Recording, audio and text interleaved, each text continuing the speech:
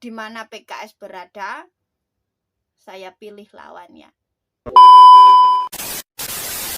Halo semua, selamat datang di Saryati Channel. Perkenalkan, nama saya Saryati dan ini video pertama saya. Di kesempatan kali ini saya mau membahas sikap dari politikus PKS yang sangat mengecewakan ya. Politikus PKS mendesak pemerintah pusat untuk menyetop proyek IKN dan kereta cepat, lalu anggarannya dialihkan untuk subsidi BBM. Ini yang membuat saya kecewa ya, sekelas wakil rakyat yang harusnya mendesak pemerintah pusat untuk menyelesaikan proyek, ini malah kesannya pengen proyek ini tidak berhasil sesuai rencana alias mangkrak. Nah, kalau pernyataannya sudah seperti ini bukan lagi tentang rakyat ya.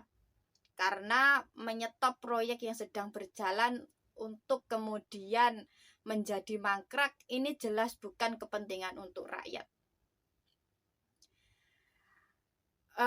Ini sudah masuk ranah politik kepentingan. Kenapa? Karena saya melihat dari waktu ke waktu, dari masa di mana PKS masih menjadi bagian dari pemerintah pusat. Dari 2004 sampai 2014, saya hanya melihat proyek yang berhasil diresmikan adalah proyek Jembatan Suramadu. Selebihnya tidak ada. Waktu di mana PKS masih menjadi bagian dari pemerintah, hampir semua proyek yang di groundbreaking oleh PKS dan SBY terlebihnya pasti berakhir mangkrak karena dikorupsi atau di markup. Seperti contoh yang paling terkenal adalah Hambalang.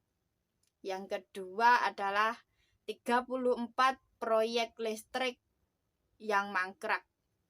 Yang ketiga yang rame barusan adalah karena syuting Pengabdi Setan kedua yang ada di Bekasi, yaitu proyek 1000 tower yang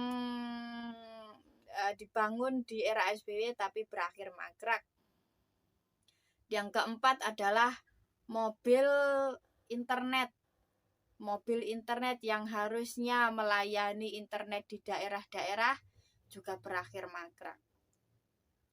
Nah, dari sini saya menarik kesimpulan bahwa kalau PKS saat ini membuat sikap yang kontroversial seperti ini, pasti dilandasi bahkan ada dorongan kepentingan politik di dalamnya.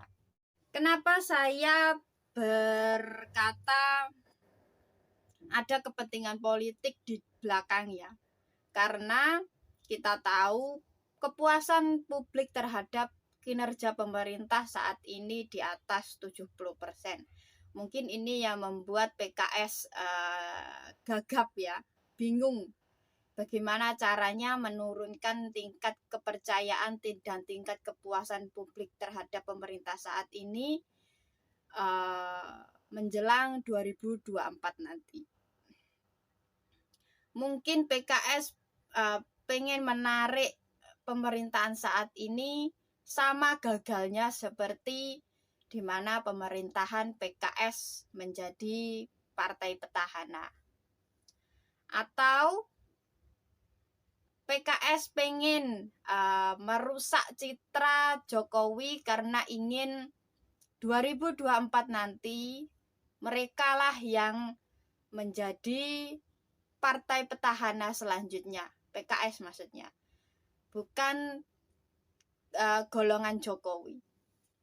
Kalau dengan mengorbankan proyek negara hanya untuk kepentingan politik yang gak seberapa itu, saya sebagai rakyat mengambil sikap akan memilih siapapun partainya kecuali PKS. Dengan kata lain, di mana PKS berada, saya pilih lawannya.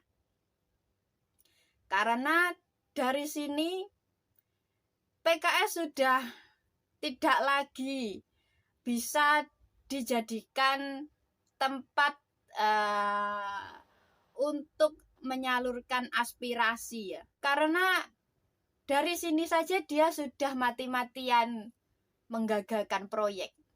Kalau PKS berkuasa lagi, apa enggak seperti 2004 dan 2014 kemarin? Sekian video dari saya. Terima kasih sudah menonton. Kalau ada tambahan, monggo silahkan coret-coret di kolom komentar. Terima kasih.